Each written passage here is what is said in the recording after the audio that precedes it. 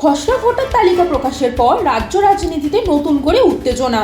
যোগ্য ভোটারদের নাম বাদ দেওয়ার অভিযোগে কালীঘাটের জরুরি বৈঠকে ডেকে দলীয় নেতৃত্বকে সরাসরি মাঠে নামার নির্দেশ দিলেন মুখ্যমন্ত্রী মমতা বন্দ্যোপাধ্যায়। প্রতিটি বুথে তালিকা খতিয়ে দেখা ও বাদ পড়া যোগ্য ভোটারদের নাম অন্তর্ভুক্ত করার নির্দেশ। সংখ্যালঘু জনজাতি অধ্যুষিত এলাকায় বিশেষ নজর দিতে বলা হয়েছে। ভবানীপুরে প্রায় ৪৫,০০০ ভোটারের নাম বাদ দেওয়ার অভিযোগ। মুখ্যমন্ত্রী নিজের বুথে ১২৭ জনের নাম বাদ, মৃত ১১ জন। বন্দর এলাকায় বুথ ভিত্তিক সমীক্ষার দায়িত্ব ফিরহাদ হাকিমকে। প্রতিটি বুথে may I help you camp করার নির্দেশ।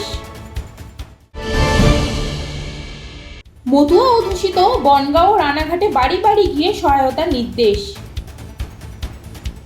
বিএলওদের আরও সক্রিয় হতে বলা হয়েছে। প্রয়োজনে আইনি পদক্ষেপ ও কমিশনের বিরুদ্ধে আন্দোলনের হুঁশিয়ারি। ভোটার তালিকা নিয়ে কোনো আপোষ নয়, এই বার্তা স্পষ্ট করে দিয়ে মুখ্যমন্ত্রী জানিয়ে দিলেন একজন যোগ্য ভোটারও যেন বঞ্চিত না হন।